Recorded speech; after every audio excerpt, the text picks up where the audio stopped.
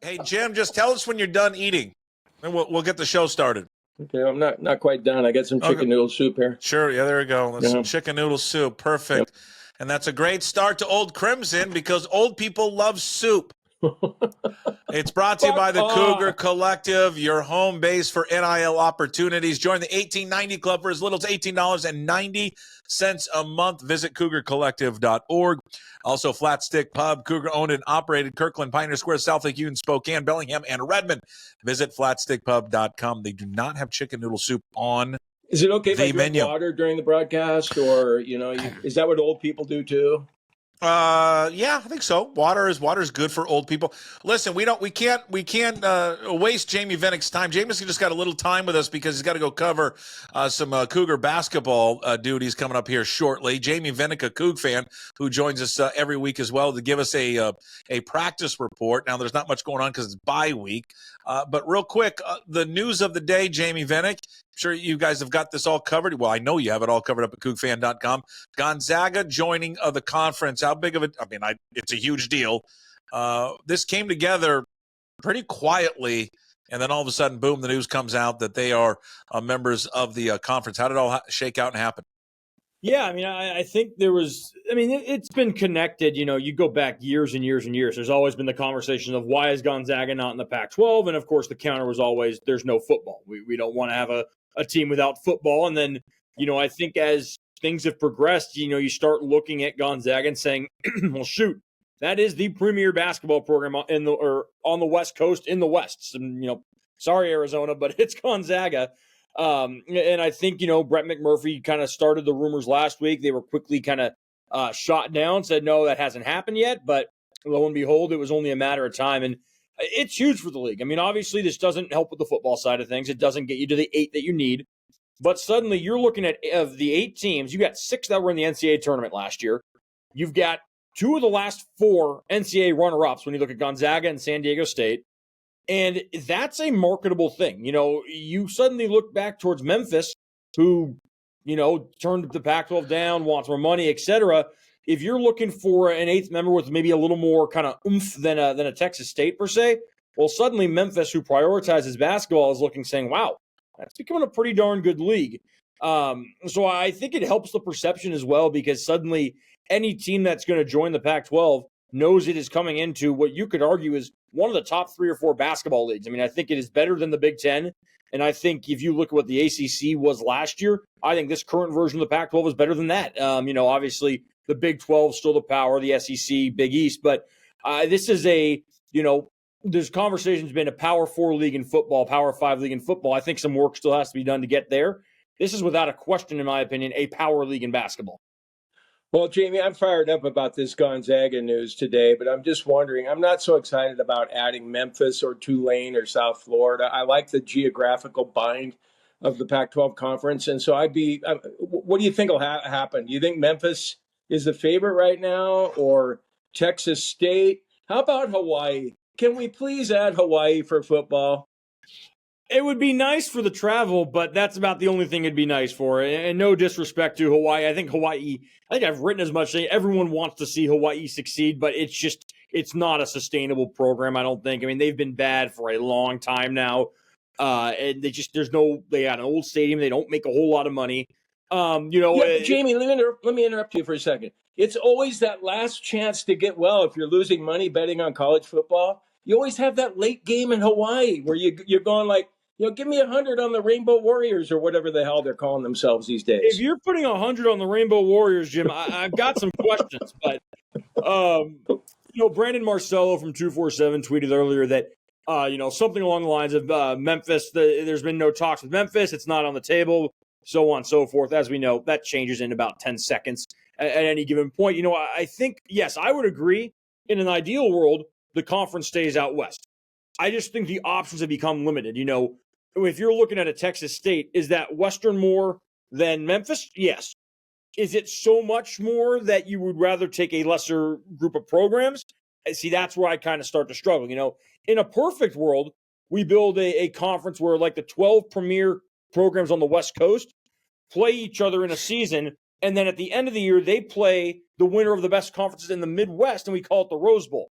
That seemed like a good idea, but unfortunately, that apparently wasn't good enough. So I'll be curious where they go next. I think I think the Pac-12 though does become more attractive now with Gonzaga, especially for some schools like a Memphis, for example, that do prioritize hoops.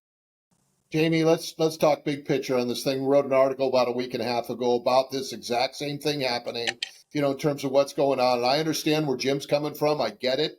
But I think the big picture is what's going to happen in the ACC. Is there going to be an implosion there? Are they the next big conference to explode? And if that's the case, then build the Pac-12 up, whatever number that happens to be, and have a landing point from that perspective. So you could do an East Coast and a West Coast kind of scenario, which would play right into the Memphis thing, the Tulane thing, all of those kinds of deals along those lines. And if you just need one football, all conference kind of thing, you got New Mexico State out there. There's other schools that you can kind of look at to get to 8 to solidify, the Pac-12. And I'm curious, what you're thinking on that front and kind of what you're hearing is on a bigger, bolder, stage. Would it make sense to do that now or to wait? I think it's a good question. And I think, the ACC does add an interesting wrinkle to this. I mean, there's been the rumors, there's been the smoke around that for a couple of years now. Really, it kind of picked up last year when Florida State was left out of the playoff. Well, lo and behold, Florida State doesn't have a whole lot of ground to stand on this year because they've been terrible. But it does bring up that discussion. And the ACC is a very interesting animal where you've got your football programs with traditionally Florida State, Clemson, Miami.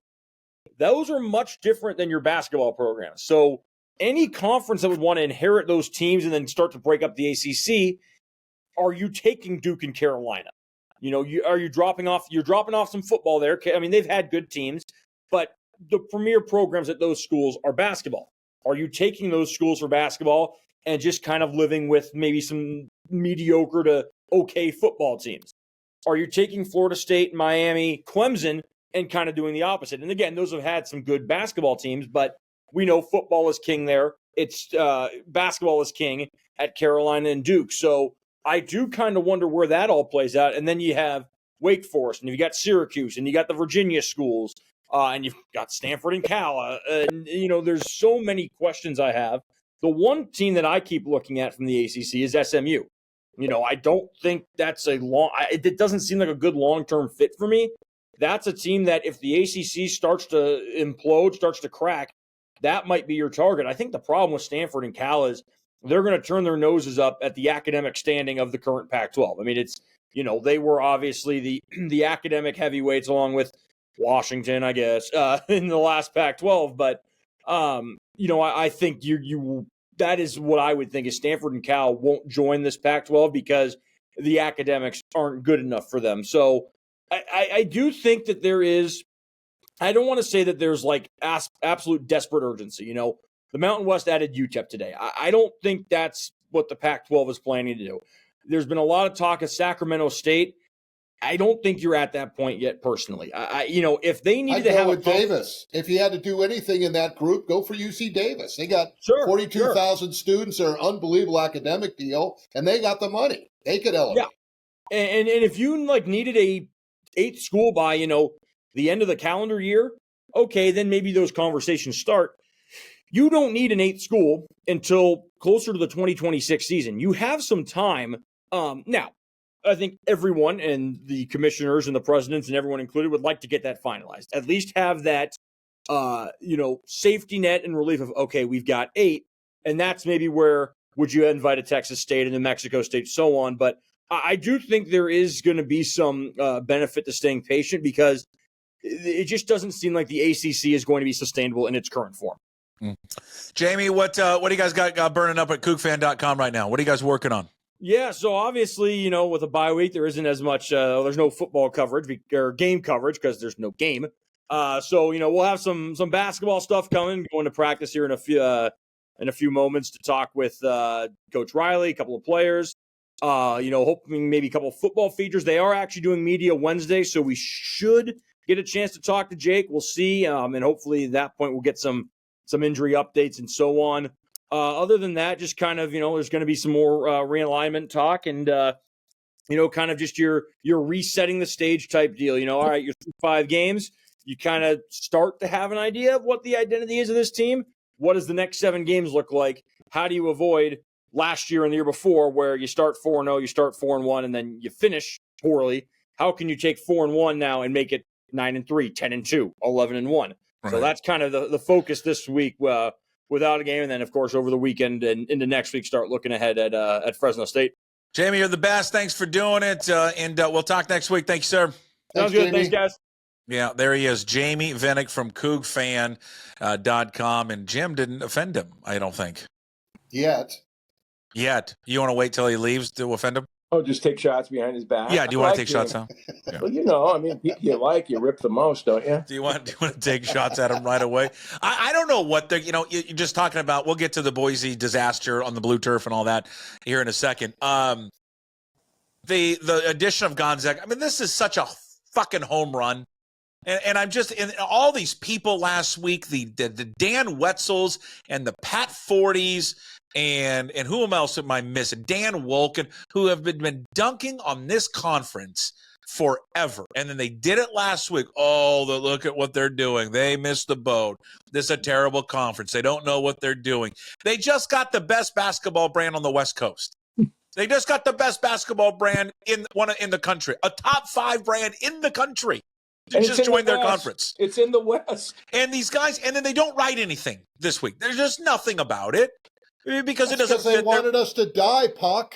And they wanted the Pac-12 to die, which I don't understand. Think that's true? You guys both think that's true? I can't think of another way. I honestly, I mean, Pat Forty went on the record of calling Pullman's just a shithole because his daughter was a swimmer at Stanford, and like how he regretted ever going there for meets. I mean, he's just. I don't get it. I don't understand it. Dan Wolken probably has his issues because he has issues with Mike Leach. Dan Wetzel, I don't know. I don't know what his problem is. But, yeah, I think there's some that just wanted them to go away. I honestly don't believe that. Have we gotten the numbers yet on the Washington State, Boise State, the TV numbers compared to like Washington, Rutgers? I haven't seen it. I mean, I'm guessing we got better numbers. And, yeah, I'm with you. It's a better day, right? Saturday's a better day than Friday. But this is, again, for any Cougar fan, and I'll shut up here in a second, any Cougar fan that was so worried about the UNLV, and again, I don't think they handled that well. I'm not going to give them a free pass. Listen, if you wanted UNLV, you should have asked you wanted him right away and just given them a spot. No, because I think there would have been secret issues. I think the word would have gotten out on the other teams coming in. So I think strategically that was a smart play by the commissioner not to include them because they had to go to border regions. Well, because the whole thing with Nevada, I'm just okay. But I just think I don't think they handled it perfectly. I think when you extend an offer, you better know they're going to say yes before you extend it publicly, but whatever. But along those same lines, there was still these rumors about Gonzaga. And I remember just talking to a couple of people off the ledge, just saying, if they get Gonzaga is a better brand, even though they don't play football, than UNLV. It just is. And they nailed it. So, I mean, they'll find an 8th member, who that 8th member is. So much is going to change, Paul, in the next year. Yeah. Who knows who's available? It's funny because I actually did the Gonzaga alumni baseball reunion game on Friday. And so I had a lot of people coming up to me talking about the Pac-12 and the restructuring on this thing. And because it's the old Pac-10 North, remember those days where they used to play, they had Gonzaga in there, they had Portland State? They had Portland State. Yeah. They had maybe it was Portland. It was the Pilots. Oregon State, Eastern Washington, WSU, UW, they had kind of the North and then they had the South. Yeah. And that was really competitive and nasty. And as Gonzaga would say, undefeated in football since 1947. So you got that going for you. But they were generally excited about that option and that opportunity. And I think personally, I'm tickled pink. I think it's fantastic. Yeah. Jim, are you tickled pink? Oh, God, I'm thrilled about it. Yeah, I was... last week when they shot down all those, Gonzaga, it's not official yet, and it might not even happen. And I was like, oh, please, God, let it happen. Because basketball-wise now, I mean, we were a basketball school last year, making it to the tournament for the first time in a long time. And so, yeah, I'm fired up about it. I could be talked into Memphis. I know they got a good basketball program there, and I suppose their football team's good too.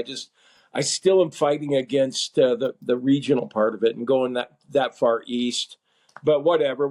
I don't even know who do you guys want for that final team now? Or are you still holding out for? Well, Stanford and Cal aren't going to come. I wouldn't close the door on UNLV. Well, I was thinking the same thing, Puck. I would. Why? Nope. Get rid of them. They had 24,000 in that game, over the weekend, with all the stuff going on, those guys quitting. They have no alumni base, from a standpoint that supports that thing. You figure they'd have just a crap ton of money, coming from that. No, it's a different deal. And, they're going to be a transitional, program where they're good guys and get cherry picked, coaches move, all of that kind of stuff going on. I leave them. Let them go. They made their decision. Move on. Focus on the stuff that you can control. Don't worry about the noise. And the fact that we're one school away from getting back to relevance and making this a conference again, make the right one and do it with a bit of a splash. I would reconsider them, or at least just see if the door's not shut on them. But road trips, Paul. Road trips. Yeah. I've been there, dude. I've ended Think up of us, gutter. Paul, not yourself. I know you guys, you degenerate bastards, would be in there, gambling up a storm. I just like the buffets and the extra drinks you get for losing $100 at the blackjack table. Sorensen, think about this. We can go to a game there, Allegiant Stadium, and sit in the stands with a mobile app and bet in live game betting. I did the very first college football game there when Eastern Washington played UNLV and beat them in double overtime. How about that? And Eastern's kind of fallen off the map. But it was a blast. It took us 45 minutes to find the media area. It was insane how big that place was. Not kidding. Well, and then, Paul, their football program must be halfway decent, better than halfway decent this year. They got a great coach. Handed it to Fresno State with their backup quarterback. They scored 59 points. Their backup quarterback, everybody's saying, is better than the starter. He's a dual threat guy. He's athletic as hell, and he's not whining about not getting $100,000. So I think that makes the team happy too. In watching that guy play, I'm convinced more than ever that the quarterback that left that was a bunch of BS. That they never wanted to keep the kid anyways, and they were glad that he left. Well, and seeing that's another dynamic now. Here's another thing people don't understand. Everybody thinks it's a 4 or 5 year scholarship. It's 1 year options. Everybody, it's a renewable scholarship after 1 year. It's not a 4-year ride. That's changing with the NCAAs. I think now that they're mandating that it's a 4-year offer, but before they were renewable 1 year scholarships. Yeah. Well, it's great. I love that Gonzaga's in the conference. I think it's great for a number. It's not just not basketball. We've got baseball, women's basketball. If you could have a choice, you would pick UNLV to come in and fill that last spot. I like it more than Tulane and those teams, Memphis. I like the East Coast because I like the fact that this is not done. And they're setting the stage for an East Coast, West Coast deal, and it's getting driven by Turner's involved in the negotiations now. The CW's involved in the negotiations. Apple's in there. This is a market these guys covet, and they're going to be telling them what markets to go after, just like that knucklehead did for the Big 12 and the idiots at Fox in terms of what they did for the Big 10. They were the guys behind the scenes, not the conference. Sorry. All right. No, you don't have to apologize at all. I mean, that's just what I think. I'm kind of more in line with Jim. I understand financially what it means, but, I like it at least being more West Coasty, and UNLV's more West Coasty. It's called the Pacific Conference. Thank you. Hey, it could be the PACC. How about that? PACC. Okay. Pacific Athletic Coastal Conference. I'm right there with you. Well, nice try, Paul. Yeah, Paul, you're not convincing anyone, and stop trying to do it. At least you can see me. Isn't this fun? Isn't it great? This is great. I can see. You know what's funny is it was actually the roof of my garage that was blocking you out, and I thought it was like some sort of computer you had in the way of your face. Yeah. Good Lord. This is such an old curmudgeon. Poor Puck. Puck is just going, really? I got to deal with these two freaking asshats? Are you kidding me? It's the highlight. It's the highlight of my day. Jesus. Really? Hey, Elise and Jordan probably screw up from time to time too, don't they? I know they're younger. Well, they do. Okay, good. All right. That Husky honks. I mean, what do you call them? Husky whatever? Puck the Huskies. Puck the Huskies. Yeah, I'll tune in for that one this week. After a loss to That should Rutgers, be let's riveting. go. I think you should get the kicker on. Why don't you interview that dumbass? Stop. You only missed 3 of them. No kicker on kick. We can't do kicker crime. Can't do Why? it. Jim's going to ask another kicker question this week. He's 4 for 4. No, I feel bad for the Husky kicker, Paul. I do. I feel bad for him. Do you? He beat the Cougs last year. No, I don't feel bad for him. I'm glad he missed. Hope he walked home. They put him on a train. Maybe they sent a boat. He had to go all the way around the freaking. Put him on a You know why I train. didn't have a kicker? I didn't have a kicker question for Jamey because he didn't miss. He didn't. He never took one, right? Did we get a field goal? He kicked one. Yeah. One field goal. Yeah. All right. Can we? We have avoided the game long enough. There's a reason for that. We got our asses kicked, dude, up front. They were better. See, let me say one thing before we get into this whole deal, okay? No, go. Dirk Cutter is the offensive coordinator at Boise State. He was a former head coach there, former head coach at ASU, former head coach in the National Football League, a longtime coordinator in the NFL, and you're going to tell me he couldn't figure out Washington State's defense with a couple weeks to do it? He called a great game, and that running back is unbelievable. Now, I will compare him. I'll just give you a story. Back in the Stone Age in 81, we were 7-0-1. We were undefeated after 8 games going to play USC, number 1 in the nation. They had a guy named Marcus Allen. He carried the ball 56 times for 275 yards. Jesus. His longest run was 16 yards. He had 4 touchdowns.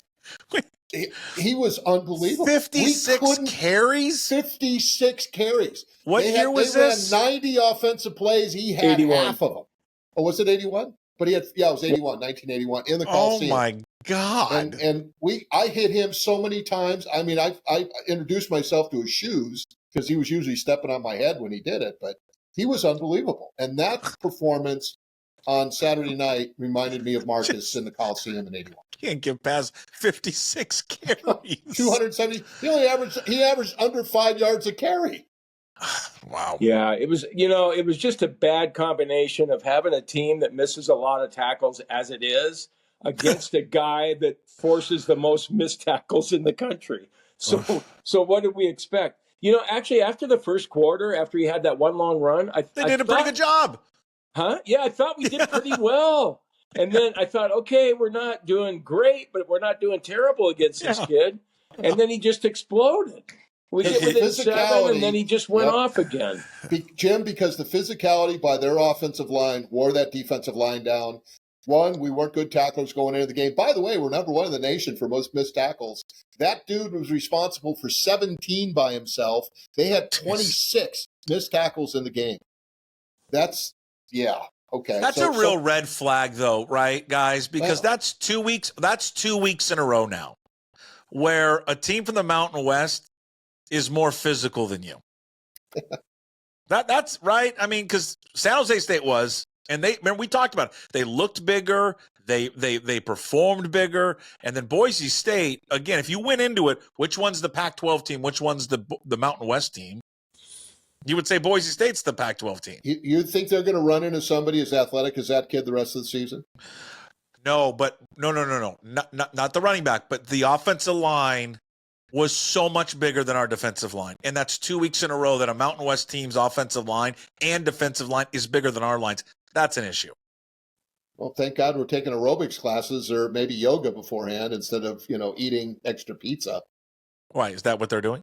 I don't know. I'm just throwing it out there. If it was Jim, if they were in bed, they'd be wearing ballerina shoes.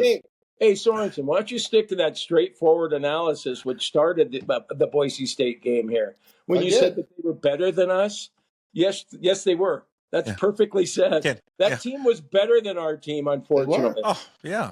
Can we say our defense? Hey, Paul, can we say our? Mateer wasn't Mateer. I'm not going to say our defense sucks, but I'm going to say our tackling sucks. How about that? Is that fair? Mm-hmm. Is that appropriate? Am I going to get chastised for that on this show? Maybe. Let me flip a coin. Jim, what do you think? I'll also say this: tackling is a unique art, okay, and it's a want-to thing. And I don't. That guy, the things that he did in some of his runs, he just wanted it more than the guys that were trying to get him on the ground. He did some stuff that I haven't seen since Darren Nelson, since Walter Payton. Even Mark. You look at some of the guys. Marshawn Lynch. I mean, you could go and compare some of the best running backs. Marshall Faulk at San Diego State back in the day. He did some of that stuff. It was incredible. And so tip of the hat to that guy, because he gets if I had a Heisman vote, that's the guy I'm voting for. That was the best player I've seen all year long, period. Yeah, when I was watching him and I was there in Boise, I was in the corner of the end zone, and the whole night I was thinking to myself, how could I bet $200 against that guy? Jesus Christ, and it's like I just pulled my wallet out and I said, here, Ashton, just take my money. Christ, that kid was unbelievable. Mikey turned to me during the game and he goes, Dad, I think that's the best football player I've ever seen. And I couldn't really say, well, no, he's not. There's so-and-so and so-and-so and so-and-so. But, I mean, he's up there as a college running back over the years. We'll see how he pans out in the NFL. But well, he's a top 15 pick right now. I mean, he's moved himself into the mid part of the first round by doing what he did. By the way, Jim, being in that stadium, what'd you think of their game day experience? I thought it was awesome. I mean, and I hardly ever say that after we lose, because it always kind of tempers things, like if we lose, then I'm like, it was okay. But no, if you have a chance to go to a game at Boise State, I would suggest that everyone should do it. It's not that far of a drive from Pullman. Seattle, it's probably 9 or 10 hours maybe. From Boise or from Bend, it only took me 5. From Pullman, my kids came over. There was a real good turnout at Cougs there. Sure. But as far as the in-game experience, they were awesome. And Paul, I told Puck this yesterday, and I love the dog going out to get the kicking tee. Isn't that great? And, they've got the horse mascot. They do all kinds of things during timeouts. The lights, they have all the lights that are synchronized when they score and stuff like that. Most of us are against the wave. We're sick of the wave at stadiums. But they were creative with it. They did it with the flashlights on the phones, and they dim the lights, and they do a wave with the flashlights and everything. It sounds hokey, but if you're there and you see it, it's actually pretty cool. So, no, it was a fun night in that respect, but in all other respects, it was awful. Jim thinks that they should be illegal for them to wear the blue jerseys. Yeah.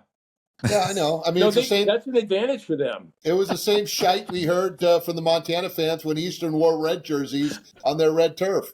So, well, they would have beaten the hell out of us if they wore yellow, green, they orange. could have played naked. If they played naked, they would have slapped their puzzos all across our face. That's what they did all game long. And I'm going to harpen back to it.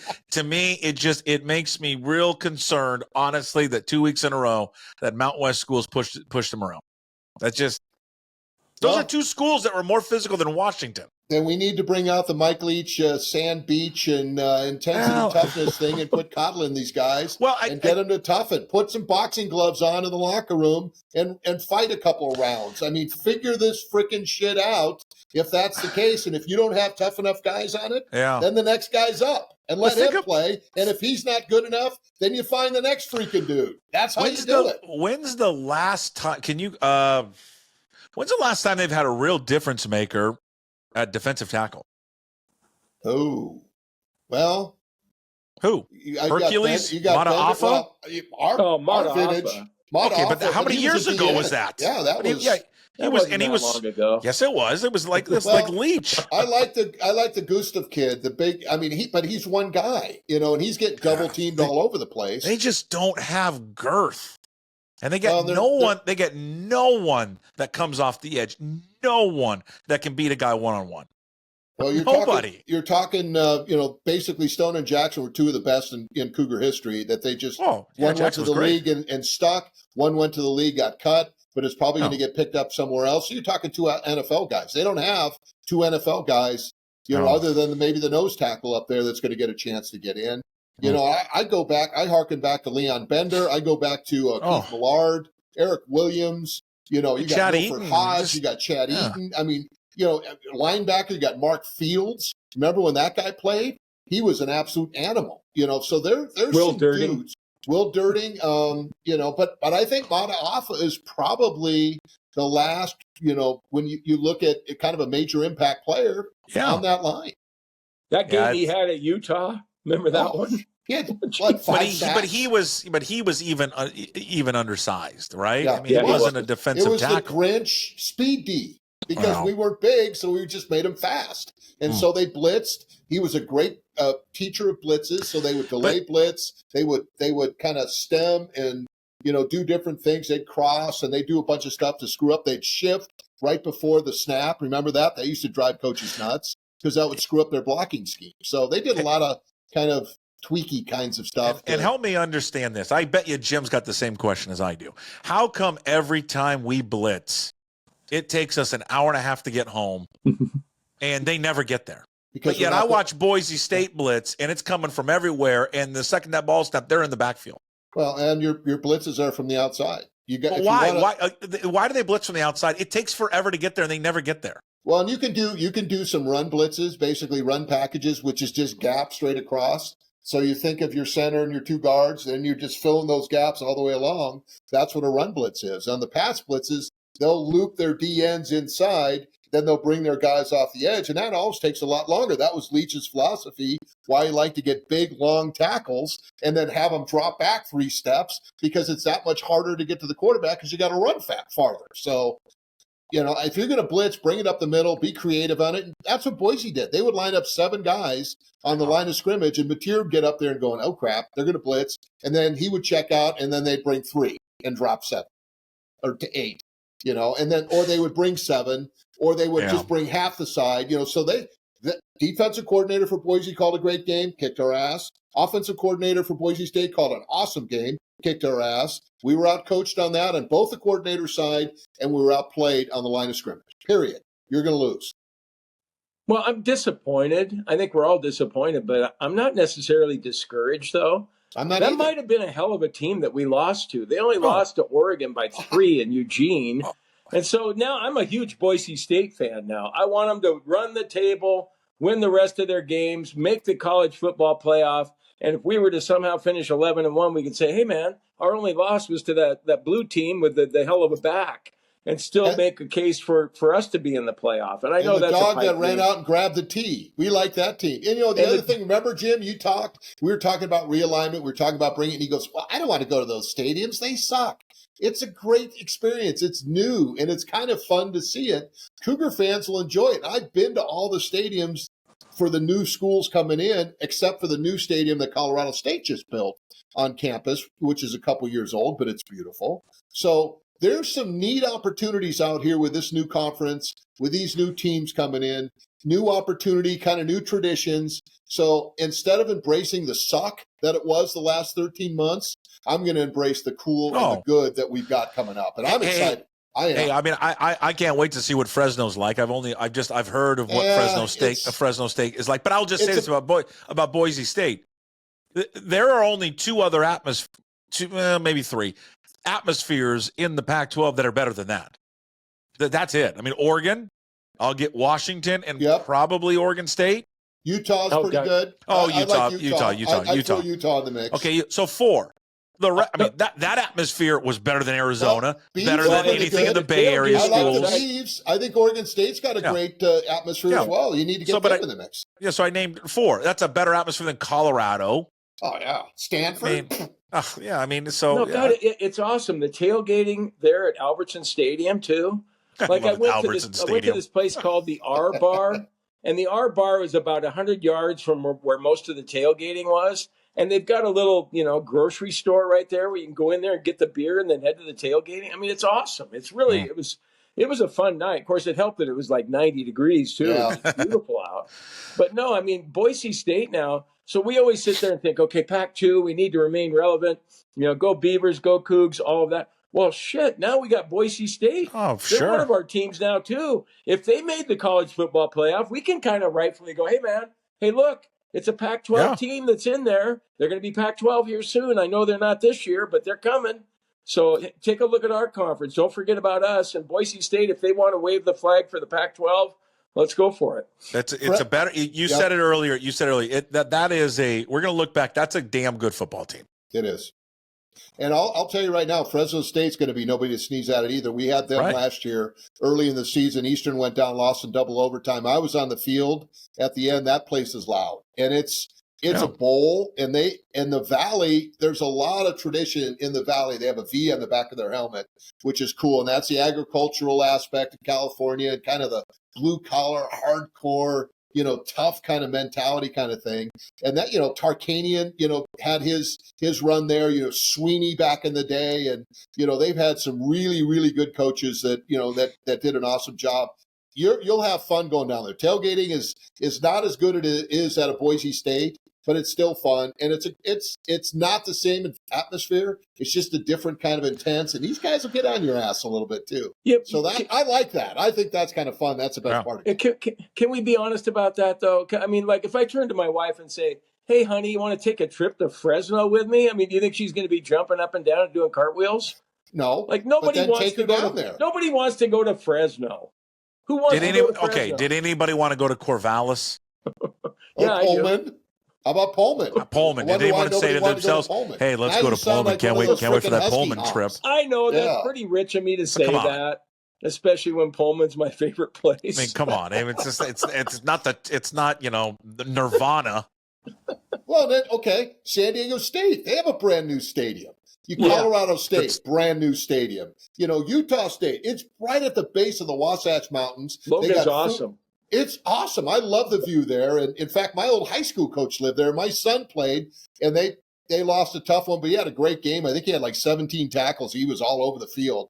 And my old high school coach came up to him and he goes, "God, I wish you played for me because your dad sucked." I didn't think that was very nice. But still, it was great to see him. He just came out of the weeds and went up and introduced himself to my son and took a picture together, and I got to see it. His name is Dave Clark, and he lived there in Logan. And so we're good, guys. This is cool stuff that's going on. I am more excited now than I was when all of this crap took place and we got blown. Hey, Jim, just note the time there so we can take this all out of the podcast. We'll edit that whole part out. Okay. Actually getting good stuff here. All right. As opposed to the F-bomb fest and the nobody can see anybody fest and let's point fingers at everybody else fest last week. Hey, Paul, wait a minute. Let me interrupt you, Paul. Is our defense still good? We just don't make tackles. We're in the right spot. Well, a good defense makes tackles. Yeah, generally. But they're not good. We're number one in the nation for missed tackles. We got that going for us. I think Akron is the next closest team, and they're like 15 missed tackles away from being Akron. Is it Akron? Akron or Akron or it starts with an A, whatever the hell it is. The Fighting Zips. They're second. We're the shits, man. We're dead last. It's not good. We got that going for us. At least we're leading in something. Yeah. And it's on tape what you can do. You know what else is on tape in what's going to be spread around? And I don't know if other teams can do it because Boise is different and they're better. Is how to defend John Mateer. They did a great job of defending him. Yeah. They would blitz, and then they took their ends and they had their ends stay home so he couldn't get out and scramble. And, we've talked about this before. He has taken a big beating. They have leaned on him a lot, probably way too much. And, we're 5 games into the season. It's the perfect time for a bye for him. He needs to get off his feet. They need to take a little bit off of his plate. It's hard because he's so damn good. Right, Paul? He's so good. He's so dynamic, and he's so good with his feet. But, if they don't take something off his plate, by the time they play Oregon State on the 23rd, and who knows what that has, at stake for this team, he's going to be running to the ground.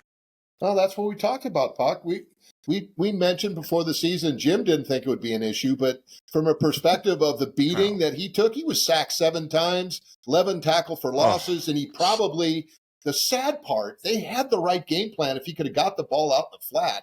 They vacated the flat. It was open the entire freaking game. Yeah, I didn't think Arbuckle had a good game. No, I don't think he called a good game either. No. But I think he had some things that were right. But I think Mateer got flustered a little bit. And I think this is a good growing up game. This is his 5th start. 5, okay? He's going to get better. And he's going to identify that stuff. And when he sees it now, he's going to be able to rack quicker. And now you're getting Hernandez back, who's probably number 1A behind Williams. I'd keep him right in the mix. Chris Hudson, I thought, really had a good game, too. So you got 3 really good receivers now that they're going to be able to rely on. And that's is it me, Jim, or is every time Chris Hudson catches a pass and goes down on the field, he always is hurt? Yeah, it seems like that happens a lot, but he pops up eventually and then comes back in the game. Yeah, he transferred in from Oregon. What do you expect? They're soft. I know. He just every time it's always got some type of issue. That's how many national champions that school's won in terms of football. Yeah. What they owe. No, yeah, I'm. Maybe but we needed Mateer to do everything against a team like Boise State. So Sure. you guys are probably right, though. I mean, 7 sacks. That kid was battered. I mean, and we need him at as close to full strength as possible because, I mean, he's just such a difference maker. And if you take away his legs and if he's, somehow, sprained ankle or whatever, I mean, it's just going to limit what he can do. And I'm with you, though. I mean, it's good to hear, and I didn't even think about it. But, yeah, he's only had 5 starts, so he's going to get better. And we're going to play lesser competition the rest of the way, too, so that'll help. Yeah. Well, we'll see. They got to bye, and then they'll be at Fresno State. Then they'll come back with Hawaii, and then to the Wales vagina, San Diego State, home against Utah State, at New Mexico, at Oregon State, and they'll finish up with Wyoming. We'll be back at it next week. We'll do a shorter one. We'll preview Fresno State. We'll find out how everyone's doing. Just catch up. It's like catching up with old friends. But this is another edition of the Old Crimson in the books, brought to you by the Cougar Collective. Again, your home base for all NIL opportunities, connecting student athletes, fans, and business owners. Join the 1890 Club for as little as $18.90. Join today so we can get some defensive linemen, please. CougarCollective.org. Also, Flat Stick Pub, Cougar owned and operated. They've got 6 great locations across the state: Kirkland, Pioneer Square, South Lake Union, Spokane, and Bellingham. FlatStickPub.com. Paul Sorensen, Jim Moore. In case you can catch this anywhere on YouTube, Apple, Spotify, wherever you find your podcast, and of course, PuckSports.com. Gentlemen, it's been a pleasure as always, and we'll talk to you next week. All we got is all we need. Go Cougs. Go Cougs.